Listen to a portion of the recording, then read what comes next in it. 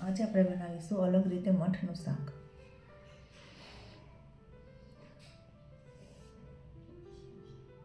તો મઠનું શાક બનાવવા માટે આપણે એક વિસલ વગાડીને બાફેલા મઠ લીધા છે, 1 બાઉલ.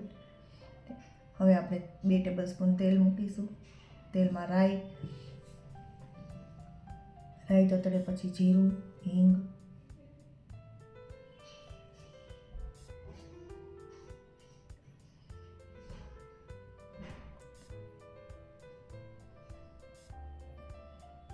ત્યારબાદ આપણે ડુંગળી અને મરચું અને આદું આપણે ચોપ કરીને લીધેલું છે તેને ઉમેરીશું. ત્યારબાદ આપણે 1 ટમેટાની પ્યોરી લીધી છે તે ઉમેરી દઈશું. હવે બધું સરખું મિક્સ કરી અને હલાવતા રહીશું. તેલ છૂટું પડી જાય ત્યાં સુધી આપણે તેને હલાવતા રહીશું. હવે આપણે તેલમાં મસાલા બળી ન જાય એટલા માટે મસાલા પેસ્ટ બનાવીશું. 1 ચમચી આપણે લસણવાળી ચટણી લીધી છે, 1 ચમચી મીઠું છે, 1 ચમચી મરચું પાવડર લીધું છે, 1 ચમચી ધાણા જીરું પાવડર, 1 ચમચી હળદર પાવડર. તેને બધું મિક્સ કરી થોડું પાણી લઈ આપણે સરખું મિક્સ કરી લેશું, જેથી તેલમાં મસાલા બળી ન જાય.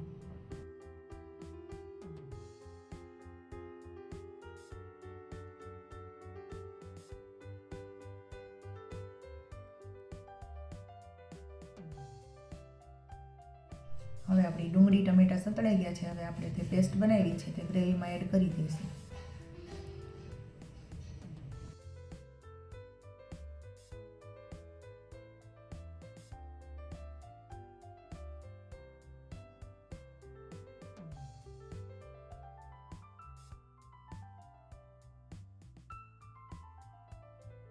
આપણું તેલ છૂટું પડી ગયું છે એટલે ગ્રેવી આપણી પાકી ગઈ છે. હવે તેમાં આપણે જરૂરિયાત મુજબ પાણી નાખીશું.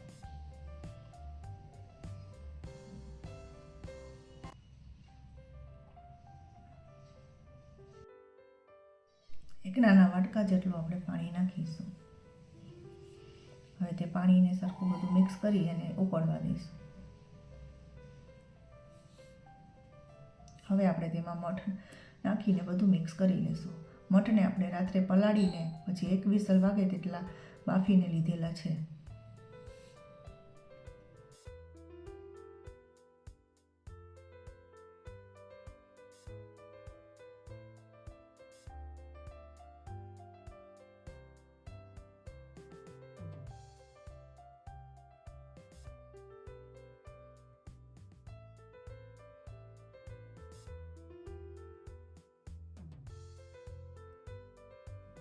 હવે બધું મિક્સ કરી 2-3 મિનિટ સુધી આપણે તેને પાકવા દઈશું અને તૈયાર છે આપણું ટેસ્ટી મઠનું શાક.